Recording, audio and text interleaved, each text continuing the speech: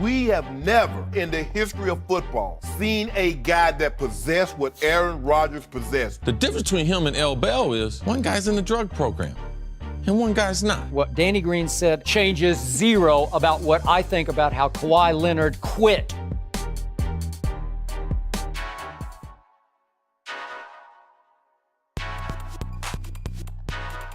Rodgers, R-O-D-G-E-R-S.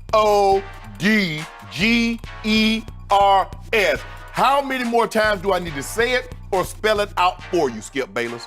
I thought I made it abundantly clear, but you keep going back to the well for whatever reason. Because you keep looking wrong. No. Wronger and wronger you look. Skip Bayless, listen, who's the better of the two?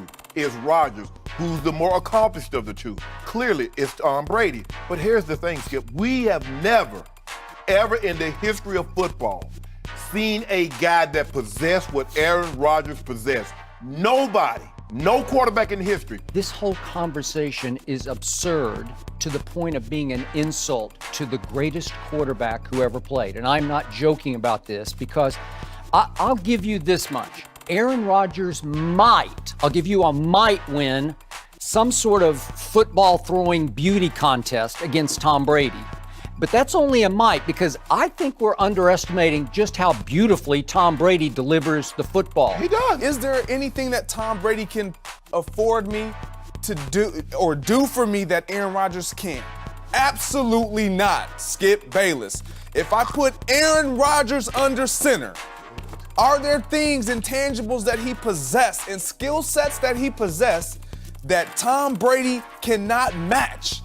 Of course there are. If you had said one season, my answer would be Aaron Rodgers. For one game, I'd take Brady over anybody ever. You look at what Brady's done in the second half of the last 3 Super Bowls he's been in. Just and I understand they didn't win against Philly, but what he did against Atlanta, what he did against Seattle, like Brady, there are certain guys in sports, this is part of the Michael Jordan legacy, that no matter what the numbers are, whatever it is, you're just like, man, I just trust him more than I trust anybody in that one game. It's easy for me. I got to go with Aaron Rodgers. Because to me, when you're starting any type of equation and it's involving sports, a lot of times that has to do with the talent.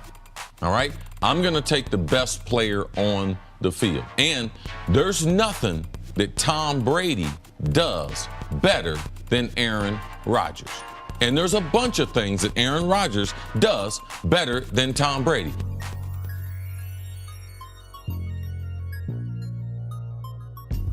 Todd Gurley's had no suspension, no drugs, no holdouts, no calling out his team to the press.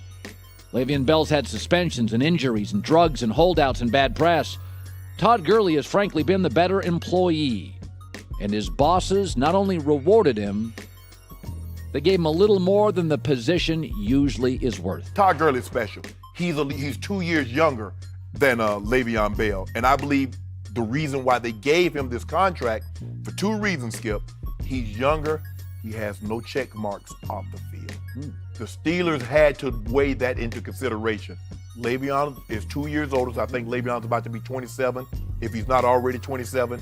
And the issues that he's had to deal with off the field. Clearly, Todd Gurley is more valuable. Clearly because... But you killing me, though. Okay, but Les Snead said it yesterday in explaining why they gave this much money, they committed this much of their future to Todd Gurley. It's in large part because of the intangibles, because he said his leadership, I don't think you get leadership from Le'Veon. His work ethic, I don't know about Le'Veon's work ethic. You had a team that had a guy they were pleased with. They drafted him. And they must be pleased with everything that he's doing in the community and off the field. The difference between him and L. Bell is it's not the big plays. It's not who's a better receiver. One guy's in the drug program and one guy's not. So why would I give $57 million to a guy that potentially is looking at one more slip up and he's going to face another significant suspension? He deserves this money. He is a guy that, and there are a handful of guys like this. I think Zeke is one. I think L. Bell has been one. I think David Johnson in Arizona, we forget about him because he dislocated his wrist last year, has been one. That are not your old school two-down running backs that are bruisers, that are likely to have the shortest of the short careers. They are valuable in the receiving game. They can be on the field all 3 downs, and they are difference makers.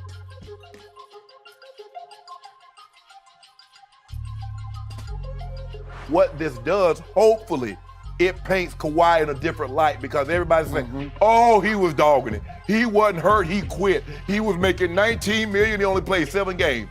Hell, if I was Kawhi knowing what I know now, I should have played no games. So, I side with Kawhi. I sided with him in the beginning. Bottom line, what Danny Green said in his premiere podcast, The Green Room, changes zero about what I think about how Kahwi Leonard quit on the San Antonio Spurs last year. And I spoke directly to a doctor who examined Kahwi Leonard and saw the pictures. There was no structural damage anywhere. No knee, no hip, no bone damage. It was strictly soft tissue in the quadriceps tendon. He took a knee to the thigh. He had some discomfort, and he missed 73 games with discomfort in your thigh. Are you kidding me? What this shows is that no matter how great the organization is, no matter how well run it is, and the Spurs are both of those, they can make mistakes. Yes. So Kahwi Leonard did the right thing in getting a second opinion. There's a difference that you well know, and we all know, in sports where you could play or you should play. And I think outside doctors who aren't connected to the team are gonna go with should. I wouldn't question an athlete's integrity. Were they hurt? Weren't they hurt? When he went for the second opinion, he was hurt. I've been telling you guys all season, Kawhi cannot play. It's the reason why he's not there. It's the reason why he's not on the bench, all right? Because he got misdiagnosed by the San Antonio Spurs. So Danny Green, this doesn't do anything for me. Medical staffs do this all the time. They miss on players. Typically, you just don't hear the players speak out or say anything. This, to me, is absolute public vindication for Kahwi Leonard because it's the same medical staff. Because it is the same people that Kawhi is saying they misdiagnosed me. It lets the public know this wasn't just, oh, Kawhi wants to get to Los Angeles and by any means necessary, oh, he can't play through his quad injury. He said he was misdiagnosed by people that we now know misdiagnosed Danny Green. In the last year, LaMarcus Aldridge, get me out of here. Kahwi Leonard, I'm not playing. Danny Green. Yeah, they're doctors in San Antonio. I'm not saying they're bad, but, I should have had a second opinion. I played injured. Isn't that interesting? When did all this start happening? When the face of Pop's religion, Tim Duncan, retired.